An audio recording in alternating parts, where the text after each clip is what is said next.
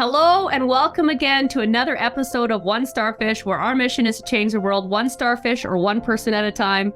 As always, make sure to rate, review, subscribe, share. That's how we get the word out. This has been a fun journey, and I'm really excited for our guest today, Jonathan Young. He is a father of four, just had a baby not that long ago, actually. Husband of one, as he says it. That's a good odds there. Has been in the insurance industry doing what he's doing right now, at least for 4 years. And it operates in 36 states. For those under 65, for those Canadians that are out there, I needed to clarify there's a difference between 65 and over, 65 and under, I've learned just now. So that's the difference. Anyway, really excited to have you on our podcast today, Jonathan. Yeah, absolutely. Thank you for having me. Awesome. So tell us a little bit about, what got you into doing what you're doing 4 years ago? What did you do before? Where was the shift? Tell us a little bit about that. So basically, I turned 28 years old here in 12 or 11 days. I'll just start with coming right out of high school. I never went to college or anything like that. And so all I really know is work, work, work. Never really had any aspirations to go to college at all, because I knew that school was just not for me. I was a B student, a low B student at that. And the couple days before I graduated, my English teacher, I'm just going to call her by name, Miss McKelvey, told me, how did I expect to succeed in the real world whenever I could barely pass her class because I was doing some extra credit to be able to graduate. And so, look at me now, Miss McKelvey. But, we just started off doing that and hired out on a pipeline 6 days after I graduated high school. Did that for about 6 months. Got fired / laid off, whatever you want to call it. And then from there, just was kind of doing a little soul searching. I was really big into drinking, partying several days out of the week. If I had $10, I knew enough bartenders that I could go get drunk on, Tuesday, Wednesday, Thursday, Friday, Saturday, Sunday. And, and just kind of live that lifestyle for a little while. It's not a very healthy lifestyle, as you can imagine. And I was working at a Goodyear Tire for quite some time as well. Quite some time. Not very long, about 8 months, and then transitioned. It seems like quite some time. Yeah, it feels like that. And then transitioned over to doing life insurance, which as a 20-year-old kid now at this time, or 19-year-old kid, one of the youngest in the company, didn't work out very well whenever telling people about, making financial plans and life insurance whenever I've got no real life experiences or anything like that. Transitioned to car sales. Wasn't taking it very seriously. Would get off from my job just to go hang out with my buddies and smoke some pot, and again, just not taking my life very seriously. Then I got at the time my girlfriend, who's now my wife of 5 years. I got her pregnant, and started taking life a little bit more seriously. Only about after she was 8 months pregnant. Okay, so she was still working at Texas Roadhouse, and so I'd go over there and was able to eat for free and just kind of bum off of her in the restaurant, and not really had a whole lot of direction. Okay, and then whenever she was about 8 months pregnant, she was like, "Hey, I need to quit my job and need to be home. I want to stay at home. Like, that's what I want to do." And so kind of woke me up a little bit. I realigned with what I needed to do, because I realized, at that time, like, hey, we're about to bring a life into this world. Mm-hmm. and I want to make an impact on my son. I don't want him to have to think his dad's a loser or anything like that. Overall, I just kind of, I guess, realized that I wanted to show him what was possible and for a person to do. And so transitioned, I was thinking about getting out of the car business. So I did quit and was working on some certifications to be a pipeline inspector. Then that fell through and ended up going back into car sales, like a lot of car salesmen do. They try to get out and try to get out and try to get out, and they never do. They just end up in a constant loop of going back to the car business. Mm-hmm. And so I got back into it, ended up staying at a dealership for around 3 years and really made that my home. That's whenever I kind of started my self-development journey a little bit of working on myself, reading books, working out, trying to get, well, this was, a couple years into it as far as, working out and starting to eat healthier, run, get back active, because there was a time where this 5'10" guy was not working out at all. And I got up to 220 something pounds, and I couldn't lay down flat in my bed because of the acid reflux. You know what I mean? Like, it was ridiculous, especially being such a young guy at that time, and, just not healthy. And again, I had a son, somebody that's now going to be looking at me, looking at my lifestyle, seeing how I live, and he's going to be a reflection of me. And so, that's a big problem. If you're trying to be somebody that you can be proud of, but as well as your kids can be proud of. So started kind of working on myself, of course, with the help of my wife, also.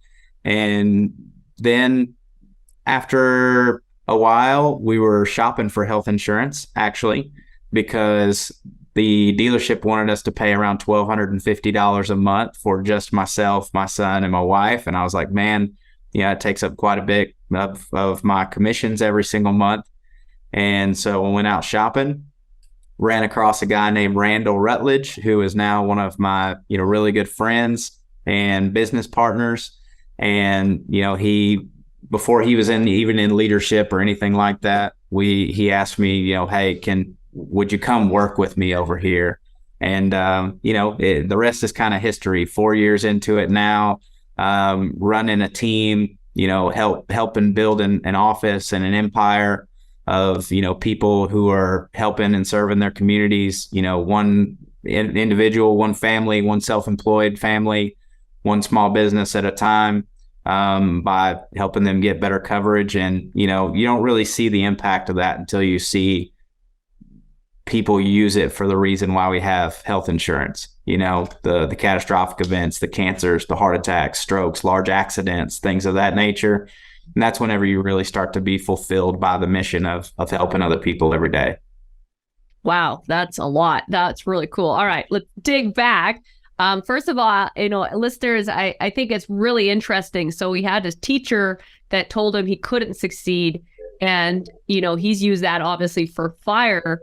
Because he still remembers her name. I do not remember teachers' names, except for one. I cheated in her class. I was a bad student. But anyway, yeah, but he remembers the name. So there's people in your life that are going to say you can't do things. Use that for fire, to be able to do it. Don't accept what they tell you that you can't. Just use it for fire to motivate you. What do you think started you down that road in the get-go? Like, why would you get into drinking so hard and all of that? Do you kind of think back? Like, do you know where that kind of came from? Yes. It was my environment. Personally, I grew up in a pretty broken household where, my dad was in another state cheating on my mom. My mom was laid up in a room depressed and not coming out. And I had, 5 brothers and sisters, and, or I'm one of 5 rather. And so, it was kind of a free roam. I started drinking whenever I was 15 years old. And in the town that I'm from, of 608 people, you go get on your four-wheeler or hop in a truck and you ride back roads with, like everything that like all the cliche country songs are written about. Yeah. Like some people actually lived to that stuff. And like, that was me. Right. Riding down a back road with a case of Coors Light in the back seat, and that was every day for quite a long time. And then of course, my environment from school and home life and high school. And I'm not saying like it was all bad. It was all terrible. You know what I mean? But I didn't have the direction that I needed because the difference of my parents, they're going through their differences and things like that. And so I'm just a high school kid out here kind of free roaming and doing things on my own, hanging out with whoever I want to hang out with, going wherever I want to go, doing whatever I want to do. It's not really a recipe for success. Now, luckily, I was responsible enough that I knew I needed to work to make money so I could go do the things that I wanted to do. So I was always a hard worker, all throughout school and whatnot. But it really, whenever you go over into like the college age years, I'm not going to call them college years because I didn't go, Right. but the college age years, it's really all environmental. You know what I mean? As far as who you surround yourself with, who's your community. If you hang out with 5 people that drink all the time and get drunk and make bad decisions with their life, well, you're probably going to be the 6th person that does that. Versus if you're hanging out with people that are striving towards goals and have ambitions and who are trying to make something of themselves, well, then you'll also probably be the 6th. Otherwise, at that time, I was hanging out with people who have since got their shit together. But, at this time, we were drinking, partying, fighting, not making great choices. Mm-hmm. So tell us a little bit. So you started to do a switch. You started to get into personal development when your son was basically born, your first child. How was that journey? And did you encounter a lot of like your associations you had at one point, obviously were drinking and all this stuff, and you were starting to try to change your life. So in that transformation of one side to the other, what were some of the challenges, I guess, you could have faced, or some of the things a lot of people talk about that they don't want to give up their friends. They don't want to, that kind of stuff. Tell us a little bit about that journey and what your thoughts are on that. I think it's easier to give up your friends than you would think whenever your friends are the ones that you go out and you party with all the time. And you really sit back and you take inventory of who your friends are and what you go do with your friends. And if you stop calling them to go out and get drunk every night, you start realizing that your phone doesn't ever ring for anything else. And I think it makes it a lot easier to separate yourself from that. Also, if you're young, like my wife and I, we had our kiddo at 21, our first, now we got 4. But we had our first kiddo at 21. Well, not a lot of people have kids at 21. And so whenever you're out here trying to be a parent and trying to, better yourself and better your life, it's very easy to separate yourself because people just don't want to hang out with you anymore because you got a kid now. And so it kind of makes it easy. But again, like I said, if you quit calling the people that only talk to you whenever it's time to go drink, you'll kind of realize that they're not really that good of friends at all anyways. Yeah. Or any other, like you said, pot, whatever someone's in right now. And it could be as simple as just hanging out. Like I used to hang out with people. It's not like we drank all the time, even though I think there was a lot of that, but even just we didn't do anything profitable. The conversations weren't about where we're going, what's going on. It was about I don't know, just shit talking other people. Yeah, exactly. It was just a bunch of chatter. I don't even know, but it wasn't very productive. That's for sure. So where do you see your life, kind of going in the next 5 to 10 years? What's your goal with your business, with your life, with everything? Yeah. So in the next 5 to 10 years, I see myself running a very productive insurance agency with over 100 agents who are all doing well, succeeding in their lives, not only financially, but with their marriages, being better fathers, mothers, parents overall, and just better human beings overall. Because that's something that we really try to implement, in our office with my co-leaders and myself is, everybody comes to us and I believe you're in the financial business as well. Yeah. Right. And so, that whenever people kind of come into the business, they're kind of coming from all sorts of different backgrounds and different situations, and they all come to you a little bit broken. Mm-hmm. Whether they're leaving a job or they've moved cities and they've ran across you, but everybody that comes to you, they're a little bit broken. Mm-hmm. They all need to be fixed a little bit. Mm-hmm. And I have found that I can most of the time serve myself and help myself by also helping other people. Because if I'm able to, I'm just the type of guy that if I'm able to speak something to somebody and talk to them about, their struggles, I usually can align in some way, shape, form, or fashion with their struggles as well. And that also kind of helps me work through what I'm going through also. And in turn makes me a better person.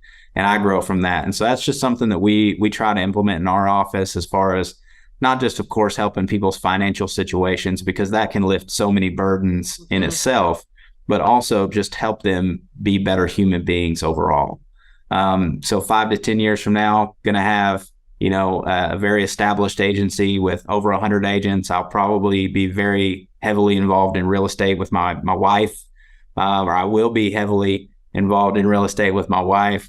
We'll most likely have 15 to 20 rental properties, and I'll have kids that I'm raising up and teaching them to be excellent human beings as well. I thought you were going to say 15 to 20 kids. I was like, whoa. No. I was like, woo. Well, cheaper by the dozen. That was a good movie. Calling it quits at 4. Yeah, that's what we say now. My brother said that too. Then they had 5. So, Well, we'll see what happens. Yeah, exactly. We'll follow your life and see. That's awesome. So what's some advice for someone, getting, and I mean, I guess you went from car sales, which, like you said, a lot of people, I find that too, get kind of stuck in that industry because there's a good money to be made, even though you work 7 days a week all the time. Right. And so if you go, going from that and then going into, what you're doing now with insurance, going into entrepreneurship, what were some of the struggles that you had to go through in order to get, I mean, you're 4 years in, you're kind of getting things going, I would say pretty good now, but like in the first little while, what were some of the struggles you went through, and what would be some tips on how to go through them easier for people maybe, or be prepared for them? Yeah. So right whenever I first started, I thought it was going to be easy because I had all these contacts, I had a good network, and I came in and kind of took off like a rocket ship.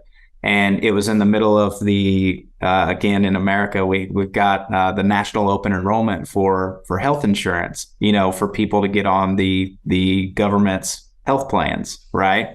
And that's kind of when everybody has been preconditioned now to shop for health coverage, whether it's for plans that are through the government entities or through private market plans as well. And so that's kind of whenever I came in was October the 29th or October 15th, and then wrote my first piece of business on October 29th, 2 weeks later. But it was right before that. And so, of course, it was hot. Everybody's shopping. And it is easy at that time. But then I got a real reality check whenever you get used to, you transition from the car business where you're living a certain lifestyle. And then you go into the insurance business where you come in at the hottest time. And now you're seeing like, oh, I see my lifestyle upgrading a little bit here, right? And I'm making headway.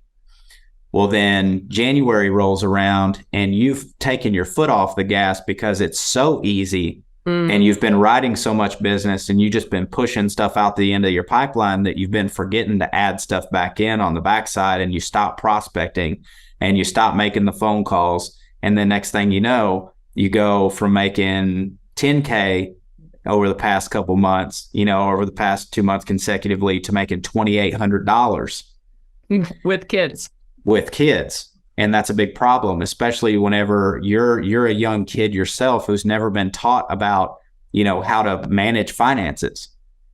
Right. And so you're going through this, and then the conversations with, your wife start happening where, hey, you've either got to get your shit together or you got to go back to the car business. We've got to figure this out over here. You have to go to the car business because, you can make it there. And, I don't know if we're cussing. I've already cussed on this show like 20 times already, but I just looked my wife in her eyes and I just said, I'm not fucking going back to the car business. I'm not doing it. And so I just made a decision right there after, 2 consecutive weeks of not writing any business at all and not doing anything to improve anybody else's situation, let alone my own situation, right? Because if I'm not helping others, I'm not helping myself either. And so I just sat down and, I put together a schedule for myself that I don't mind sharing with you because, it involved a lot of hard work. And that schedule that I implemented really, I had sort of started to implement the personal development early whenever my son was born. It started kind of dabbling, sticking my toe in the water, if you will, but really, really dove in whenever I realized, hey, I've got to start making a change here. I've got to start doing something different than what I'm doing right now. And so I would wake up, and from 5 to 6 a.m. I would work out, usually, run at that time, I think like 3 to 5 miles until my toes bled. And then I would get to the office by 6:40, where I would read my book between 6:40 and 7 a.m. because that's when the phones would open up on the East Coast. From 7 to noon, I would not get up from my chair and eat lunch until I had made 300 phone calls. So 300 phone calls was the baseline for me. Get that done, looking for anybody and everybody that I could possibly, help out with their coverage to put them in a better situation, to, again, the cause and effect of putting me in a better situation. But I knew I had to do the work. From there, I would set up all my appointments for the afternoons. And if I was not on an appointment, I was trying to make referral connections with other insurance agents that handled insurance, parts that I didn't handle, like life, home, and auto. And I would partner up with them to, be able to send them referrals in the event that I got somebody that was interested in what they needed. And then vice versa, people call them for health. Well, if you handle somebody's home, auto, and life insurance, then they're most likely going to ask about health, especially if they're self-employed. And that just so happens to be my bread and butter. So I was able to help them, built up a very good, referral base, running appointments. And then from 5 o'clock in the afternoon to 7, I would be back on the phones, trying to call and connect with somebody who was getting inundated and blasted by telemarketers, and try to separate myself by getting on there with a country ass East Texas accent and saying, hey, I'm not a telemarketer, so don't hang up on me. Or to see if I can save you money. And so you would go, and then you would wrap up around that time and go home. Is that kind of when then you get to see your kids a little bit? Yeah. So I would go home and be home, be home by 7 p.m., eat dinner, go to sleep, wake up, and do it again. 300 calls a day. This is great. Well, that was before lunch. It usually ended up being around 450 to 500.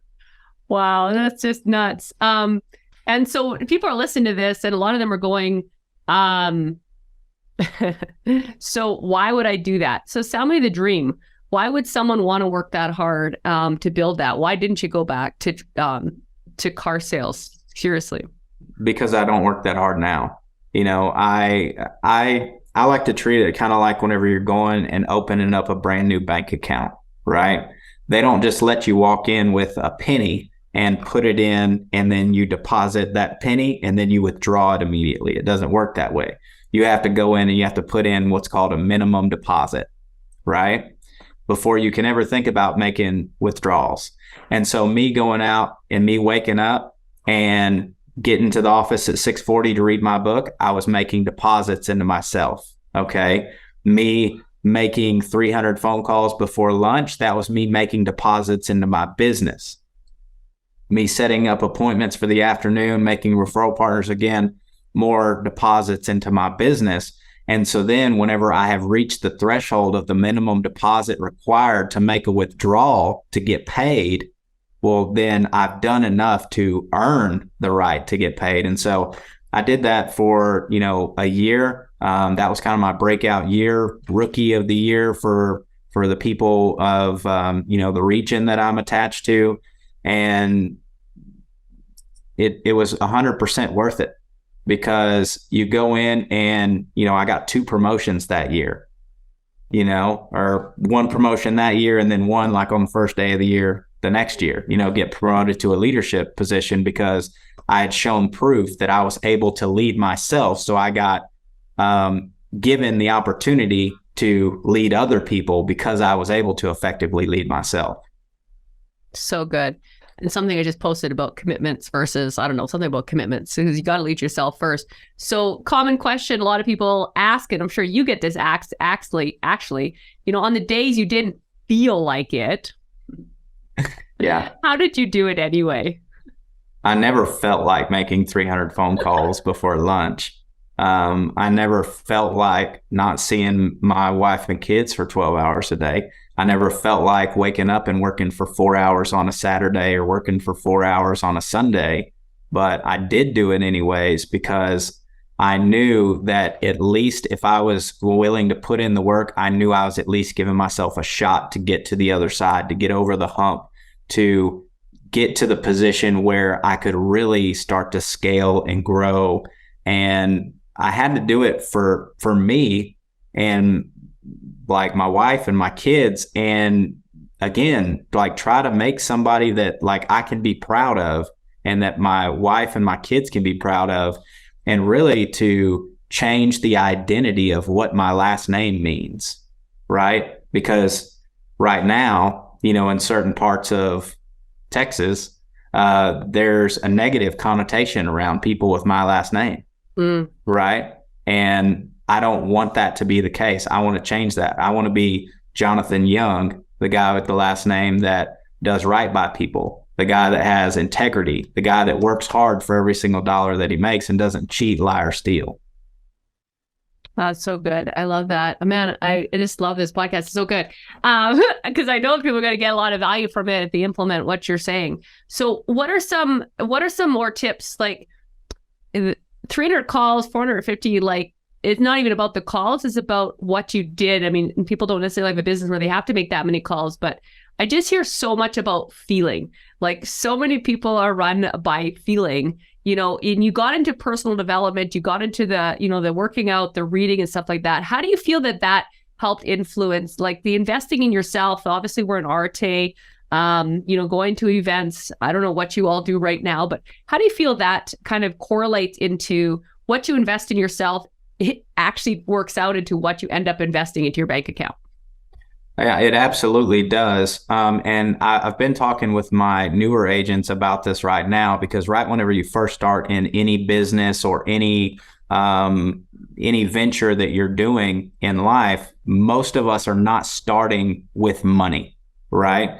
And so right at first, you have to trade your time for that money. You have to invest your time, because your time right now, whether you want to admit it or not, your time is worth a dollar amount, right? Every single hour, every single minute, every single second that you either, invest or waste, it's worth a dollar amount, right?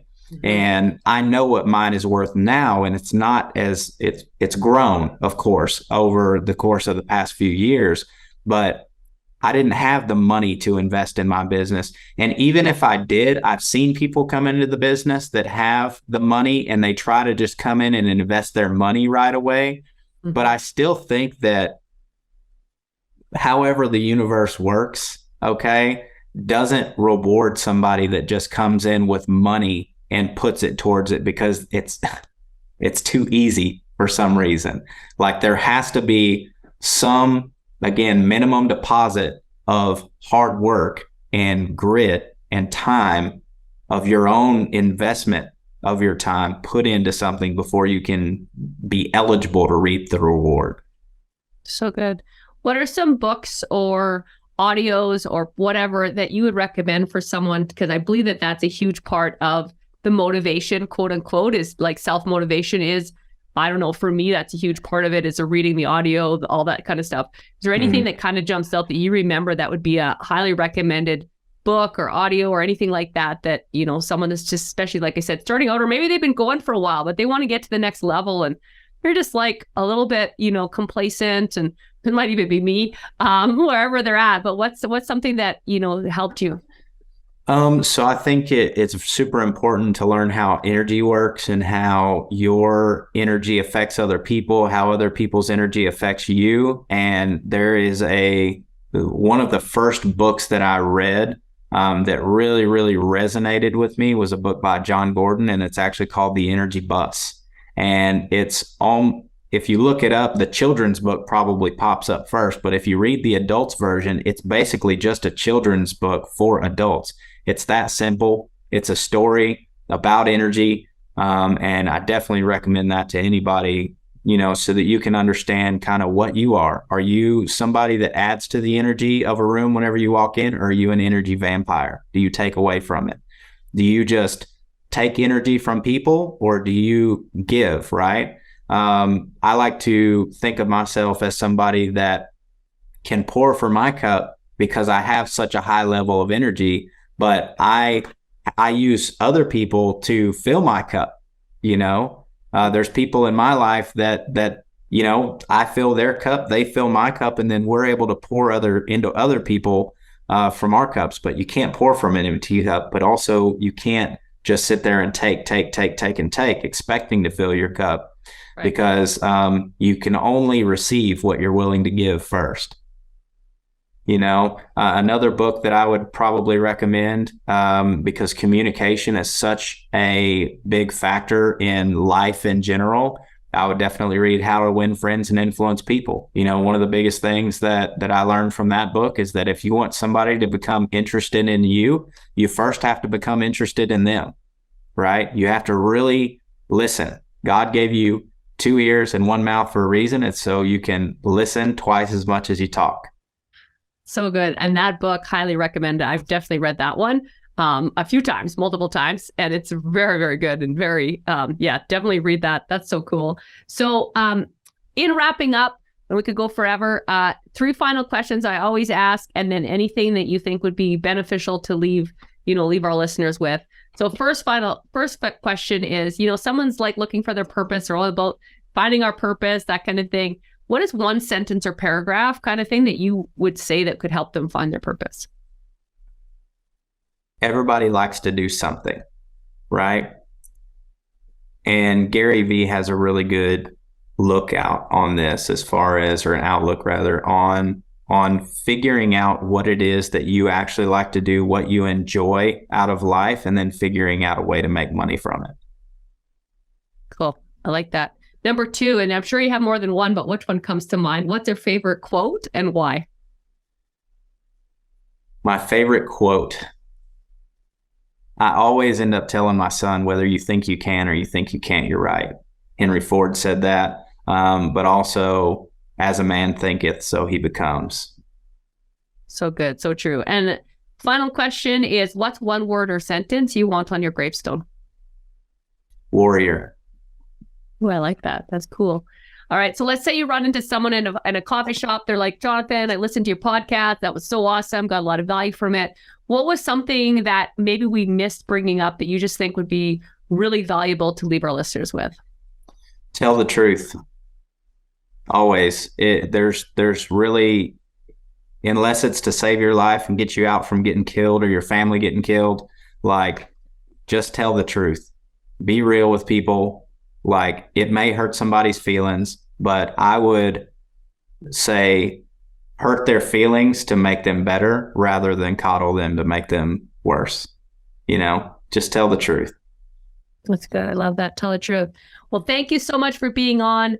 As always, listeners, make sure to rate, review, subscribe. We'll have all of Jonathan's information in the show notes. Reach out to him, ask any questions, all of that kind of good stuff. Really appreciate you being on.